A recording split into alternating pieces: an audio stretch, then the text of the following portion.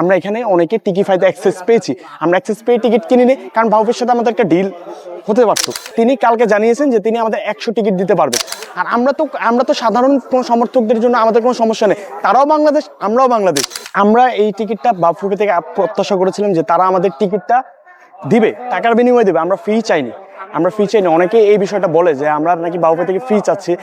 আপনারা যারা খেলার ফলো করেন তারা দেখবেন ই স্পোর্টসে কিছুদিন আগে ফাহাদ করিম একটা ইন্টারভিউ দিয়েছে, তিনি সেখানে বলেছেন যে বাংলাদেশের কিছু ফ্যান বেস তার কাছে টাকার বিনিময়ে টিকিট চাইছে।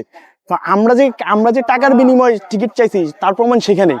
তো আমরা এখান থেকে বাফুফের আমাদের একটাই কথা যে আপনি যেহেতু টিকিট দেবেন না, আপনি আমাদের আগে বলে দিতেন। আমরা এখানে অনেকে টিকিফাইতে অ্যাক্সেস পেয়েছি, আমরা অ্যাক্সেস পেয়ে টিকিট কিনি নি, কারণ বাফুফের সাথে আমাদের একটা ডিল হতে পারতো। আমরা বাবুকে প্রায় 50 দিন বা 2 মাস আগে বিষয়টা ইমেল করে জানাচ্ছিলাম আমাদের অফিসিয়াল পেজ থেকে বা অফিসিয়ালি যে আমাদের 3000 টিকিট প্রয়োজন।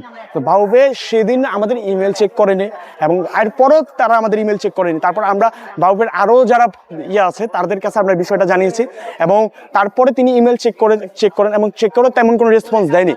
এবং তিনি কালকে জানিয়েছেন যে তিনি আমাদের 100 টিকিট দিতে পারবেন। ইমেলটা আমরা বাউবে বরাবর করেছিলাম টিকিটের জন্য। তো সেখান থেকে তিনি আমাদের 100 টিকিট দিবে। তো তিনি যদি আমাদের তখনই জানিয়ে দিত যে আমাদের টিকিট দেওয়া সম্ভব না, এটা হতেই পারে, তিনি আমাদের 100 টিকিট দিতে পারবেন, তখনও বলে দিল, তখন আমরা একটা ব্যবস্থা নিতাম। আর আপনারা সবাই জানেন যে আলট্রাসের সাথে যে কোনো ন্যাশনাল টিম হোক বা ক্লাবের একটা আলাদা থাকে। তো আমরা ওই আলট্রাস হিসেবে আমরা ওই জিনিসটা চেয়েছি যে আমাদের টিকিট আলাদা থাকবে। আর আমরা তো সাধারণ কোনো সমর্থকদের জন্য আমাদের কোনো সমস্যা নেই, তারাও বাংলাদেশ, আমরাও বাংলাদেশ। কিন্তু আমরা আলট্রাস হিসেবে ওই টিকিটটা আলাদা চেয়েছিলাম। তো আমরা তো সেখানে পেমেন্ট, আমরা এখানে কোনো মনে করেন অনেকে ভাবতেছে যে আমরা আলট্রাস, তার জন্য আমরা বিষয়টা একটা দাদাগিরি, এইটা এমন কিছুই না।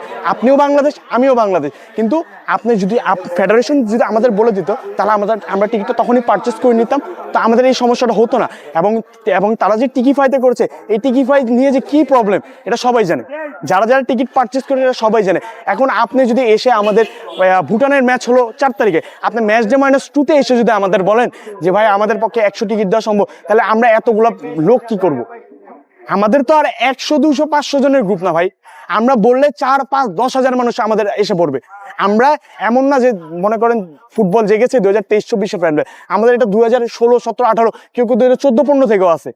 তা আমাদের সাথে তো ওটা বললে হবে না। তো আমাদের যে হেনস্থা বাফুফের সবসময়, বাবু এর আগেও ফাহমিদুল ইস্যু, আমরা বাবুর টিম সিলেকশন নিয়ে বা এই এখন ফুটবল ফেডারেশন, আপনি যখন একটা ফুটবল ফেডারেশন যদি একটু প্রফেশনালিজম না দেখায়, তখন এটা আসলে আমাদের জন্য দুঃখজনক। যখন আমাদের দেশ একটা ভালো পজিশনে আছে, তো বাউবে থেকে আমরা এই আনপ্রফেশনালটা আমরা আশা করতে পারি না।